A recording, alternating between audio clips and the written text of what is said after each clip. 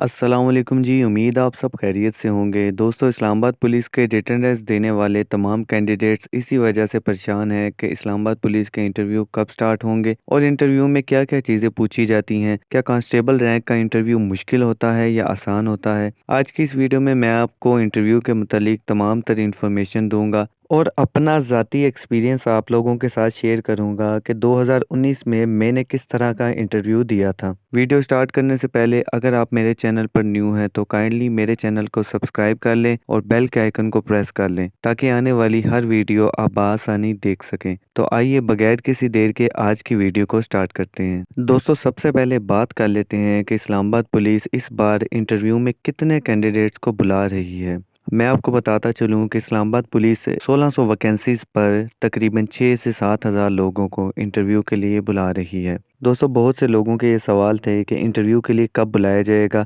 और मेरिट क्या बनेगा। इंटरव्यू की डेट के मुतालिक और मेरिट के मुतालिक तमाम तर इन्फॉर्मेशन मैं अपनी वीडियो में बता चुका हूँ और वो वीडियो मेरे चैनल पर अपलोड है। मैं आपको डिस्क्रिप्शन में लिंक भी दे दूंगा, आप काइंडली जाकर वो वीडियो भी लाजमी देखिएगा।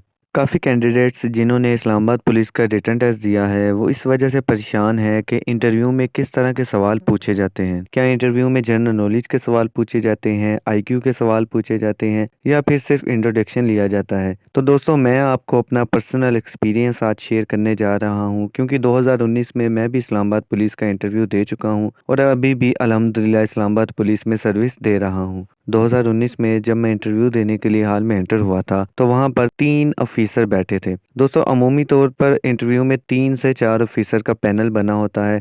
अब वो उनकी मर्ज़ी है कि कभी कभार इकट्ठे 2-3 कैंडिडेट्स को भी बुला लिया जाता है या कभी कभार एक एक कैंडिडेट को बुलाकर इंटरव्यू लिया जाता है। दोस्तों, 2019 में हम 3 कैंडिडेट्स को इकट्ठे बुलाया गया था और इंटरव्यू लिया गया था जिसमें हम 2 लड़के थे और 1 लड़की थी। जैसे ही हम हॉल में एंटर हुए तो सामने 3 ऑफिसर बैठे थे। इनके आगे एक टेबल थी और उसी के आगे 3 चेयर्स थी जो कि खाली थी। हम जाके खड़े हो गए और उन्होंने हमें बोला कि बैठ जाइए। हम तीनों बैठ गए। सबसे पहले उन 3 ऑफिसर में से एक ऑफिसर ने हमसे हमारा इंट्रोडक्शन लिया, यानी कि हमारा नाम पूछा, हमारी क्वालिफिकेशन पूछी और ये पूछा कि आप कहाँ से आए हो। हम तीनों कैंडिडेट्स ने अपने अपने जवाब दिए और फिर उसके बाद उन 3 ऑफिसर्स में से एक ऑफिसर ने सवाल पूछा कि मुजरिम और मुलजिम में क्या फ़र्क होता है। दोस्तों, हमारे राइट साइड पर लड़की बैठी थी जिसको ये जवाब नहीं आता था। इंटरव्यूअर ने वही जवाब मुझसे पूछा। मैं सेंटर में बैठा हुआ था और मुझे ये जवाब आता था और मैंने इसका जवाब दे दिया। दोस्तों, मैं आपको ये भी बताता चलूँ कि मुजरिम और मुलजिम में जो बड़ा फ़र्क है वो ये है कि अगर कोई शख्स जिसके ऊपर इल्ज़ाम लगता है कि हाँ उसने चोरी की है, डकैती की है या कत्ल किया है या कोई भी दीगर क्राइम, लेकिन वो सिर्फ इल्ज़ाम की हद तक होता है। अगर कोई शख्स उस पे इल्ज़ाम लगा ले कि इसने चोरी की है, अगर पुलिस उस पे एफआईआर भी दर्ज कर देती है तो तब भी वो मुलजिम ही कहलाता है। एफआईआर दर्ज करने के बाद पुलिस इन्वेस्टिगेशन करती है। इन्वेस्टिगेशन करने के बाद कोर्ट में चालान जमा करवाए जाते हैं और कोर्ट की प्रोसीडिंग होती है। दोस्तों, कोर्ट की प्रोसीडिंग तक भी वो बंदा मुलजिम ही कहलाता है। लेकिन दोस्तों, जब उस मुलजिम के खिलाफ कोर्ट जुर्म साबित कर देती है, यानी कोर्ट की तरफ से ये हुक्म सादिर हो जाता है कि इस शख्स ने ही जुर्म किया है, तो तब उसके नाम के साथ मुजरिम लग जाता है।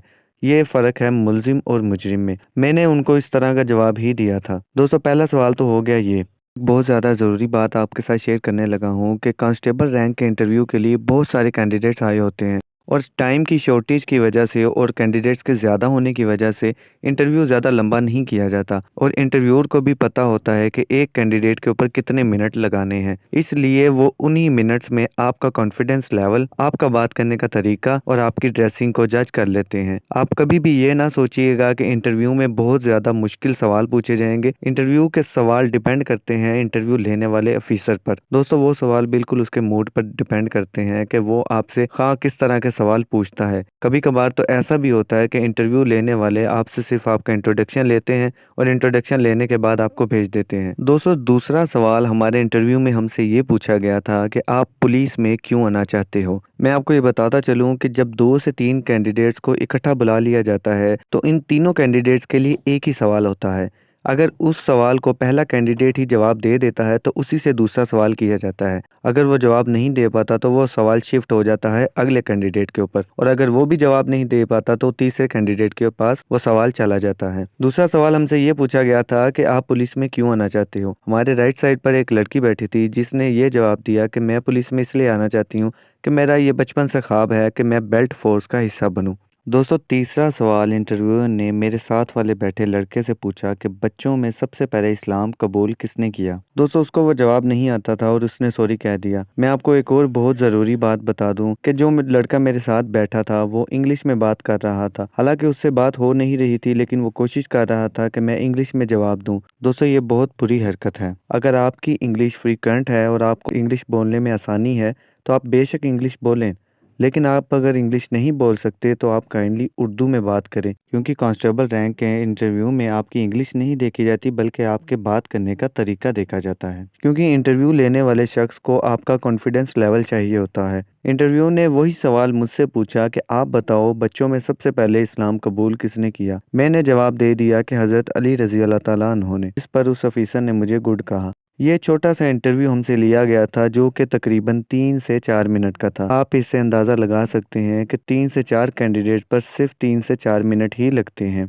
दोस्तों, ये था 2019 का मेरे इंटरव्यू का छोटा सा एक्सपीरियंस। इंटरव्यू के मतलब तमाम तर वीडियोज़ मैं अपने चैनल पर अपलोड करूँगा और आपको ये भी बताऊंगा कि आप किस तरह अपना इंटरव्यू अच्छा दे सकते हैं, किन चीज़ों को अवॉइड करना है, किन चीज़ों को अख्तियार करना है। मैं आपसे गुजारिश करता हूं आप काइंडली मेरे चैनल को सब्सक्राइब कर लें और बेल के आइकन को प्रेस कर लें। ये थी आज की हमारी वीडियो। उम्मीद है आपको ये वीडियो अच्छी लगी होगी। अगर अच्छी लगी है तो इस वीडियो को लाइक करें और मेरे चैनल को सब्सक्राइब करें। मिलते हैं नेक्स्ट वीडियो में। तब तक के लिए अपने मेज़बान हसन रब्बी को इजाज़त दीजिए। अल्लाह हाफिज़।